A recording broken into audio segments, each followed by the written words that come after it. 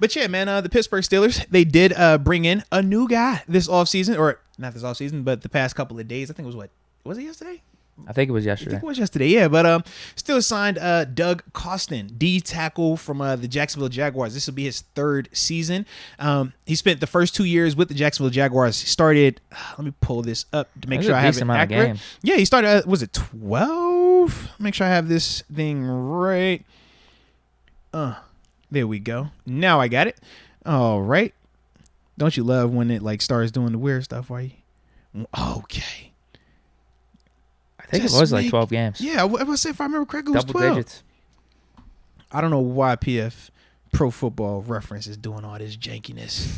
Don't you love when you're trying to do something professional and they come over here and want to start acting all nonsense? So here we go. Now I have it. So in 2020, he started 9 games, played in 12 though. Yeah. During that season, 32 total tackles, 3 tackles for loss, 1 QB hit. Last year only played in 1 game. No starts at all, 1 tackle. All right. But with Doug, I'll say this, man.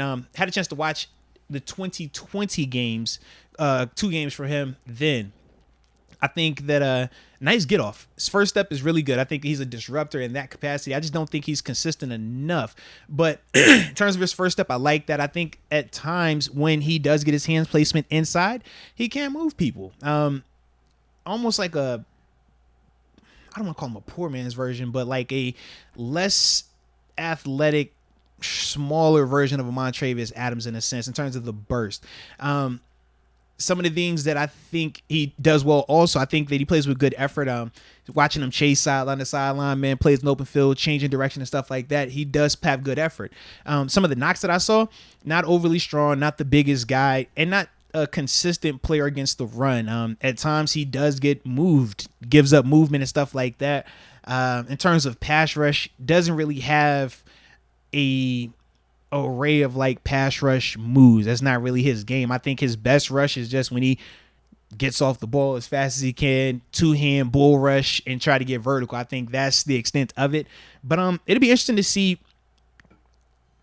where he falls, because I think he's going to be competing with guys like Henry Mondo, like Montravius Adams, like the Davis brothers, like, any of those bottom of the D-line depth chart guys.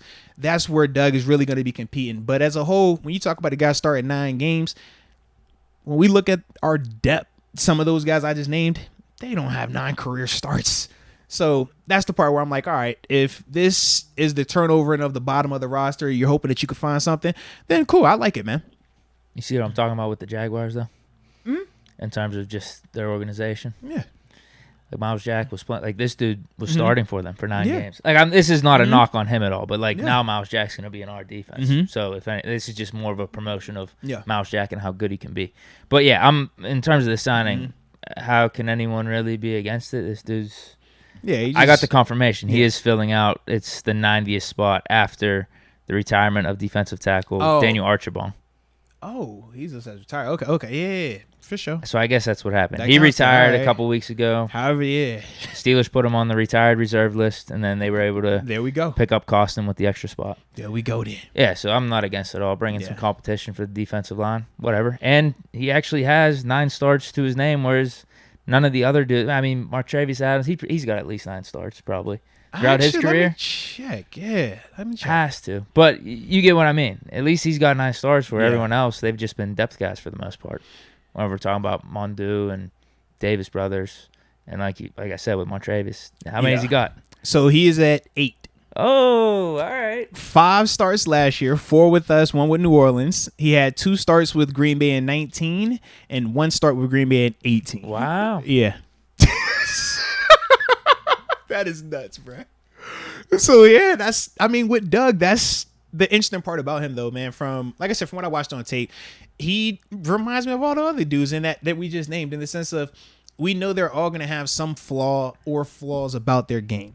But they're going to have 1 or 2 things that we say, hey, you know what? This is intriguing. This is something they do well. Now, in terms of them making the roster, it's going to depend on which of those guys we named, Montravius, the Davis brothers, Henry Mondu, obviously Doug Costin, who of that group can be the consistent player. You know what I mean? Because we know none of these guys are going to necessarily beat out who we think can be starters here. But when you're talking about potentially being that last lineman, or that last dude that's going to get a helmet, this could be a dude right here, man. Could be. So that's the part that's interesting, man. I think, like I said, it's a nice little pickup, though, man. Nice little pickup. Yeah, let's see what he does in preseason. Yeah. You never know. He could be one of those dark horse candidates we were talking about who's going to excite in preseason. Yeah.